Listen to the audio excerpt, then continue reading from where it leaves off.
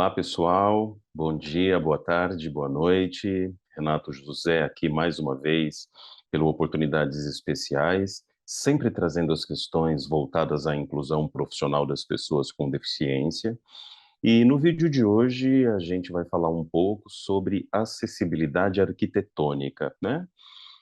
Um tema tão importante e que, por mais que a gente sempre fale direta ou indiretamente nos nossos eventos, né?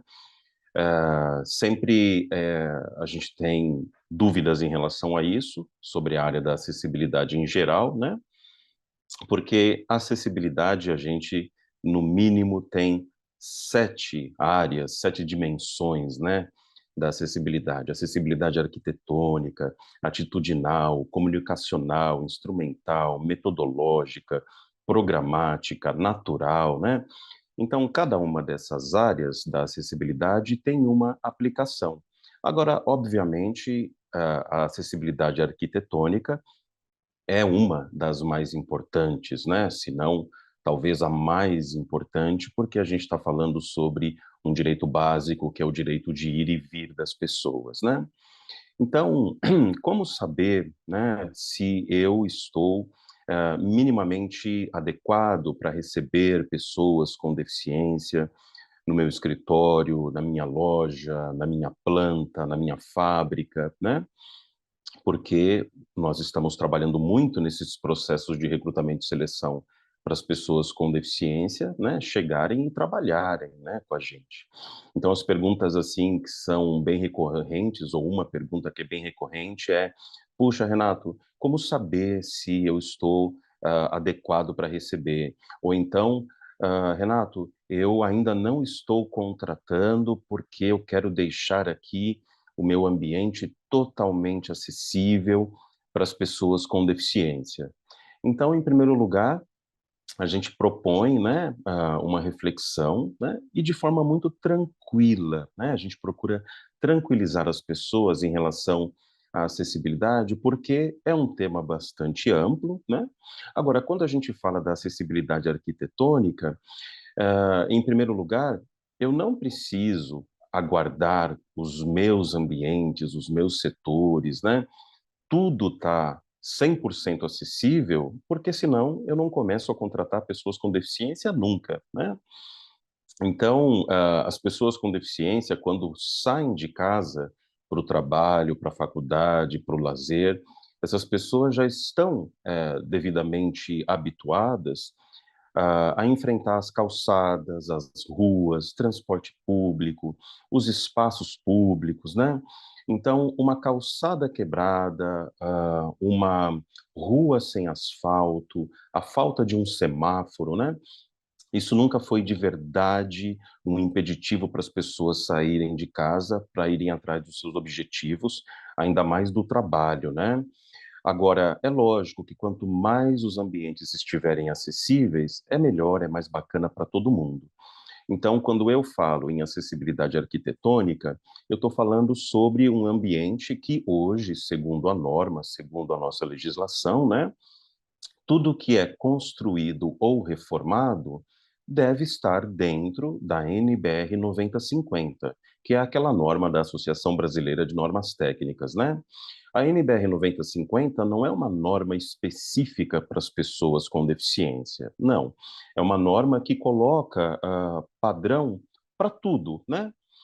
Então, rampa, degrau, escada, altura de corrimão, largura de porta, calçada, valeta, semáforo, balcão, né? Tudo isso tem norma, né? E quanto mais a gente está dentro dessa norma, mais acessibilidade a gente proporciona para as pessoas. Agora, obviamente, a gente não consegue melhorar tudo, né, em todos os lugares, ao mesmo tempo. As coisas vão acontecendo. Então, uma boa dica, uma boa recomendação é que, com as próprias pessoas com deficiência que você já tenha no seu ambiente de trabalho, ou então pessoas que você está começando a contratar, né, é muito bacana deixá-las à vontade também para colocarem as suas observações, darem as suas dicas, porque a gente vai melhorando cada vez mais os espaços, inclusive com a própria participação efetiva das pessoas com deficiência. Porque quando a gente fala, né, de uma forma técnica, o nosso engenheiro, o nosso arquiteto, que geralmente são esses os profissionais que vão ali assinar, né, as nossas obras, esses profissionais, eles são tecnicamente capacitados para interpretar essa norma e colocá-la em prática. Porque dentro da NBR 9050, nós temos o que a gente chama de acessibilidade razoável, que esse profissional, né, vai fazer a aplicação, a interpretação dessa norma e tudo que é possível ali, ele colocando, a gente vai deixar aquele ambiente relativamente acessível para a grande maioria das pessoas. Obviamente, dependendo do tipo de deficiência e do grau dessa deficiência, pode ser que eu tenha uma ou outra exceção, esta ou aquela especificidade, né? Mas não é o que a gente está acostumado a ver para a grande maioria das pessoas. Os grupos de afinidade, muitas vezes criados, né, nas empresas que tratam dessa questão da pessoa com deficiência, o pilar da pessoa com deficiência, também costuma, né, ter uma participação muito bacana, porque quando a gente tem esse grupo de afinidade, que entre outras questões, né, quando se reúne uma vez a cada 15 dias, uma vez ao mês, pode também falar sobre acessibilidade, ou seja, essa acessibilidade interna, ou seja, essa acessibilidade aqui na minha região, né, do meu trabalho e tudo mais, a gente vai, com o tempo, criando boas práticas e boas ações para que esse espaço, com o tempo, vá melhorando não só para as pessoas com deficiência, mas também, eventualmente, para uma pessoa que esteja com uma mobilidade reduzida, por exemplo, sei lá, um braço quebrado, uma perna imobilizada, uma mulher que esteja grávida, né? A gente sabe que ali, quando a mulher vai com 6, 7 meses de gravidez, já é uma gravidez bastante avançada, então, sim, quanto mais cuidados, né, ela tem, inclusive onde passa, onde pisa, onde atravessa, a gente está garantindo aí a vida de duas pessoas, né?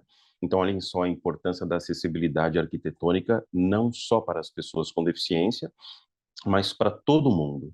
Então, eu acho que esse nosso assunto, né, esse vídeo de hoje, ele é um vídeo bastante importante, porque o tema da inclusão passa também por essa acessibilidade. E quanto mais e melhor a gente aplica acessibilidade, eu vou contratando pessoas com deficiência, e quanto mais pessoas com deficiência, mais eu vou entendendo e me aprofundando também nesse tema da acessibilidade de uma forma muito tranquila, muito natural, né, porque é assim que tem que ser, e de uma forma, efetiva, a gente vai melhorando os nossos ambientes para todo mundo. Então, eu acho que hoje é isso, agradeço mais uma vez o tempo de vocês aqui, um grande abraço e até a próxima, pessoal.